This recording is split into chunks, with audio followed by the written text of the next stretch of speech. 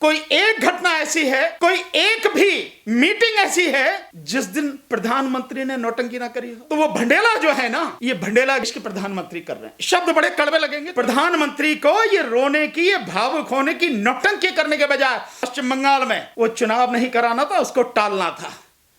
कुछ नहीं जानते प्रधानमंत्री सिवाय तबाह और बर्बादी के करने के, और कुछ नहीं जानते। कि इस इंसान की इस नौटंकी से सावधान रहना। नौटंकी नहीं चाहिए हमें, आंसू नहीं चाहिए। कोई एक काम ऐसा बताओ जो तुमने लोगों के इस दुख को दूर करने के लिए किया हो और इस दुख में तुम लोगों के साथ में खड़े हुए हो। कोई नहीं। कैसे देखते हैं सर प्रधानमंत्री मोदी का इस तरीके से भावुक होना, क्या दर्शाता है? मैं समझता हूं जो लोग प्रधानमंत्री की नाकामयाबी से, प्रधानमंत्री के गैर जिम्मेदाराना रवैये से और उसकी अकर्मण्यता से, जैसे दवाइयों का ना मिलना, हॉस्पिटल्स का ना मिलना, बेड्स का ना मिलना, आईसीयू बेड्स का ना मिलना, साथ में वेंटिलेटर का ना मिलना, ऐसे में जिन लोगों की मौत हुई है, इन कमियों की वजह से जिन लोगों की मौत हुई है, ये प्रधानमंत्री मोदी की जो नौटंकी है, ये नौटंकी उन सभी लोगों के जले पर नमक छिड़कना और उनका अपमान है। किसी भी प्रधानमंत्री को, किसी भी प्रशासनिक व्यक्ति को, किसी भी शासन के व्यक्ति को, मंत्री को, एमएलए को, एमपी को, कलेक्टर को, एसपी को, एसडीएम को, एडीएम को आंसू बहाने की और ये नौटंकी दिखाने की जरूरत नहीं है। मीडिया पे आके उनको जमीन पे काम करने की जरूरत है, और काम ऐसा होना चाहिए कि काम बोले, नौटंकी नहीं। ये जो नौटंकी बार बार प्रधानमंत्री करते आए हैं, मैं समझता हूं अब तक ये शायद तीसरी चौथी बार नौटंकी है। एक नौटंकी प्रधानमंत्री ने उस दिन की थी जब नोटबंदी लागू की थी, और नोटबंदी लागू करने के बाद जैसे जैसे लोगों के सामने सच्चाई आती गई और देश के लोग उनके विरोध में होते गए, उस समय एक नौटंकी की थी प्रधानमंत्री ने, और यह कहा था कि मैं बस 50 दिन मुझे दो, और 50 दिन में अगर मैं ये सब कुछ ठीक नहीं होता है तो जिस चौराहे पर कहोगे उस चौराहे पे मैं आऊंगा और जो सजा दोगे वो दूंगा। उस दिन भी नौटंकी की थी। देश के लोग भूल तो नहीं गए होंगे उस नौटंकी को। संसद में भी नौटंकी की थी, और जिस दिन पहली बार भारतीय संसद में प्रवेश किया था और भारतीय संसद की सीढ़ियों पर अपना माथा रगड़ा था, उस दिन भी नौटंकी की थी। कोई एक दिन ऐसा है, कोई एक घटना ऐसी है, कोई एक भी मीटिंग ऐसी है जिस दिन प्रधानमंत्री ने नौटंकी ना करी हो? एक गांव में स्वांग होता था, स्वांग, मैं नहीं जानता आप लोग जानते नहीं जानते, लेकिन स्वांग की मंडली होती थी। एक किसी कथा को लेके बड़ा वो करता था। स्वांग में एक भंडेला होता था, भंडेला नाम उसका, भंडेला ही हम लोग देशी भाषा में कहते थे। हर आदमी आप देखिए उत्तर प्रदेश में तो मैं कह ही सकता हूं, भंडेला उसको बोलते थे। भंडेला, उसका काम यही था लोगों को हंसाना, नौटंकी करना, जो नहीं है उससे अलग हट के काम करना। तो वो भंडेला जो है ना, ये भंडेलागिरी मंत्री कर रहे हैं। शब्द बड़े कड़वे लगेंगे, नहीं पड़ता, क्योंकि सच जैसा है वैसा ही लोगों के सामने आना चाहिए, उसके अलावा नहीं। प्रधानमंत्री को ये रोने की, ये भावुक होने की, नौटंकी करने के बजाय उस दिन जिस दिन वो चुनाव करा रहे थे, और चुनाव भी 8 फेज में कराया पश्चिम बंगाल में, वो चुनाव नहीं कराना था, उसको टालना था। तब इसका कोई महत्व था, तब वो प्रयास होता प्रधानमंत्री का कि भी देश के हालत बुरे हैं क्योंकि मार्च में आ गया था, और मार्च में आप पूरी तरह से जो चुनाव में लगे हुए थे, मार्च में, अप्रैल में, पूरे में आप चुनाव में लगे हुए थे, सबके सामने है, ऐसा तो कभी है नहीं। तो जिस समय कोरोना जबरदस्त तरीके से देश में फैल रहा था, प्रधानमंत्री पश्चिम बंगाल में और 5 प्रदेशों में चुनाव में लगे हुए थे। प्रधानमंत्री ने ही परमिशन दी, जो महाकुंभ की परमिशन, दी नहीं दी, महाकुंभ जिसमें करीब 30-40 लाख लोग गए, उन 30-40 लाख लोगों की वजह से आज की हालत क्या है, आप उसको न केवल उत्तर प्रदेश को बल्कि आप मुख्य रूप से उसे देखें, उत्तराखंड की क्या हालत हो रही है, वो उस कुंभ की वजह से तो थी। इस कुंभ को रोका जा सकता था, नहीं रोका। ये जो स्थिति है, और अब यहां के अरे बनारस के लोगों से पूछो कि बनारस के लोगों ने कितने कष्ट सहे हैं, और बनारस ही नहीं, बनारस के आसपास के जितने लोग वो हैं क्षेत्र जो हैं, वहां लोगों ने कितना दुख झेला है, कितने कष्ट झेले हैं।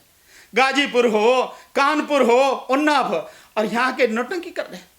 मैं देश के लोगों से यह कहूंगा कि इस इंसान की इस नौटंकी से सावधान रहना। सब कुछ नौटंकी नहीं चाहिए, हमें आंसू नहीं चाहिए। कोई एक काम ऐसा बताओ जो तुमने लोगों के इस दुख को दूर करने के लिए किया हो और इस दुख में तुम लोगों के साथ में खड़े हुए हो, कोई नहीं। पर उनका ये कहना है कि जहां पे बीमारी है वहीं पे उपचार होगा तो ज्यादा अच्छा। अरे आप देखिए, आप उनसे पूछिए कि ये जो नौटंकी है, जो झूठ, यार किसी व्यक्ति को शर्म आनी चाहिए, कम से कम एक बार तो शर्म आनी चाहिए बोलने में। 7 साल हो गए झूठ बोलते बोलते, उससे पहले भी बोल दे, लेकिन 7 साल तक पूरा देश ही देख रहा है झूठ बोलते हुए। एक पल को तो शर्म आनी चाहिए कि मैं अब झूठ नहीं बोलूं, अब झूठ नहीं। इतने बुरे समय में जब हर दिन हजारों लोग मारे जा रहे हैं, आप मरने वाले लोगों की संख्या छुपा रहे हैं। जो आंकड़े हैं हर एक के सामने आ रहे हैं, पूरी दुनिया के सामने आ रहे हैं, वो आंकड़े छुपा रहे हैं, और आप कह रहे हैं जहां पर बीमारी वहीं पर इलाज। पहले तो तुम दिल्ली में इलाज कर लो, तुम दिल्ली को ऑक्सीजन नहीं दे पा रहे। 700 मीट्रिक टन की जो बात कही है सुप्रीम कोर्ट ने, नहीं इतने तो देने ही पड़ेंगे, 700 मीट्रिक टन आपको जो वो देनी पड़ेगी। आप दिल्ली में ऑक्सीजन नहीं दे पा रहे, और कब कर रहे हो? इस समय कर रहे हो जब पीक पे था मामला, उस समय कुछ नहीं किया। अब जब सब कुछ खत्म हो रहा है, अब सब कुछ जब ढलान पे है, उस समय तुम ये कह रहे हो कि जहां बीमारी वहां इलाज की है, कहीं और तो बाद में करोगे, पहले दिल्ली में इलाज कर लो ना। तुम दिल्ली में इलाज नहीं कर सकते, कहीं और क्या करोगे तुम? तो मैं समझता हूं हर व्यक्ति इस देश का प्रधानमंत्री के कोरे झूठ को सब समझ रहे हैं, सब जान रहे हैं। और मैं मानता हूं कि अगर जरा सी भी जो ईमानदारी अगर है, ईमानदारी है ही नहीं, बेईमानी ही बेईमानी भरी है, झूठ ही झूठ भरा है, एक बार अपने सेंट्रल विस्टा प्रोजेक्ट को बंद करके और ईमानदारी से लोगों की मदद में लगो तो शायद पता लगा है। पर नहीं, वो चाहिए ना, संसद चाहिए, नाम चाहिए, पट्टी लिखी हुई, कितने बनाया? मोदी ने बनवाया, वो पट्टी चाहिए ना। तो संसद है, बिल्डिंग है आसपास की, ऐतिहासिक बिल्डिंग तोड़ी जा रही है। मतलब इससे ज्यादा भयानक स्थिति और क्या होगी, जिनमें इतने ऐतिहासिक दस्तावेज और मॉन्यूमेंट्स वगैरह, वो सारी चीजें सब तोड़ के आप विस्टा प्रोजेक्ट बना रहे हो, घर बना रहे हो अपना, 15 एकड़ का घर ऑलरेडी तुम्हारा है। फिर ये चीज अगर ईमानदारी से करोगे तो वो भी लोगों के सामने आएगा, नहीं तो इस देश में सब जान गए हैं कि मोदी जी क्या है। सर एक आखिरी सवाल है मेरा कि फिर कैसे देखते हैं इसको कि जो प्रधानमंत्री मोदी जी हैं, अगर उनका जो रुदाली जो रूप है, उसके पीछे का अगर इनसाइड स्टोरी अगर जाना जाए तो क्या मानते हैं? नहीं, झूठ, बिल्कुल झूठ, लोगों को गुमराह करना और लोगों के दुखों को और बढ़ाना। जो लोग इस दुनिया को छोड़ के चले गए हैं, जिनकी लाशें गंगा की रेत में दबी हैं, जिनकी लाशें गंगा के पानी पर तैर रही हैं, इस देश के लाखों लोग जो अब तक जान दे चुके हैं, उनका सबसे भयानक जो अपमान अगर कोई आज की तारीख में व्यक्ति कर रहा है, जो उन्हें दवा नहीं दे सका, ऑक्सीजन नहीं दे सका, वो व्यक्ति अगर उनकी जो है किसी तरह से अगर अपमान कर रहा है, तो वो एकमात्र एक व्यक्ति है, वो है प्रधानमंत्री नरेंद्र मोदी।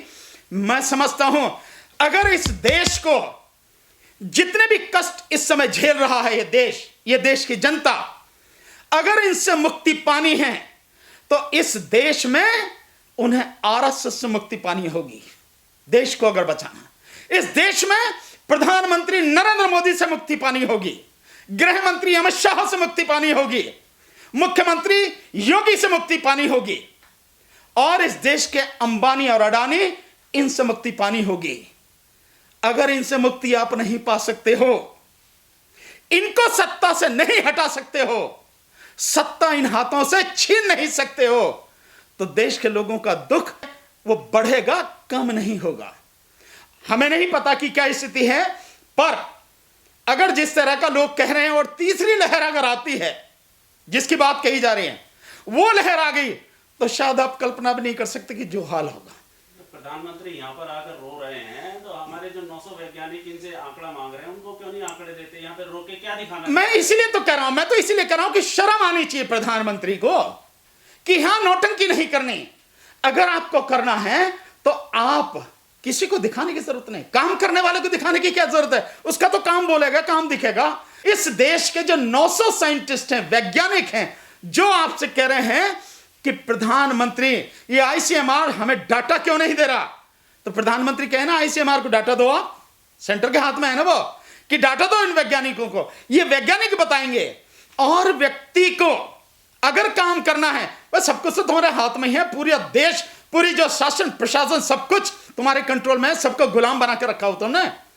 तुम्हें अगर काम करना है, प्राइम मिनिस्टर हाउस में बुलाओ सबको और सबको कहो बताओ मुझे प्लान क्या है।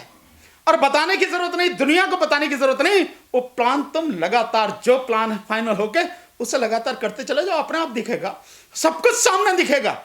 कहां किसी को बताने की जरूरत है? मुझे या तुम्हें या किसी को भी बताने की जरूरत नहीं है। तो ईमानदारी अगर है तो उन 900 वैज्ञानिकों को आप डाटा दो, वो जो रणनीति बनाते हैं उस पर अमल करो। साथ में ये जो सेंट्रल विस्टा प्रोजेक्ट जिसमें 20-22 हजार करोड़ रुपए खर्च कर रहे हो, इसको बंद करो। और उसमें लगने वाला पैसा, वो सारा का सारा पैसा इस हेल्थ डिपार्टमेंट को दो। हॉस्पिटल बनाओ, डॉक्टर्स, उनके लिए मेडिकल कॉलेज खोलो, बढ़िया क्वालिटी के डॉक्टर्स होने चाहिए। ऑक्सीजन का सिलेंडर 90,000 रुपए का बिक गया, 50,000, 60,000, ये तो आम बात हो गई। रेमडेसिविर का इंजेक्शन जो लाख लाख रुपए का बिक रहा है, इन सब पे कंट्रोल करो ना, काला बाजारी पे, चोर बाजारी पे। अगर ये नहीं कर सकते, ये भडेला की तरह जो है यहां नौटंकी करने की जरूरत नहीं है टीवी पे आके।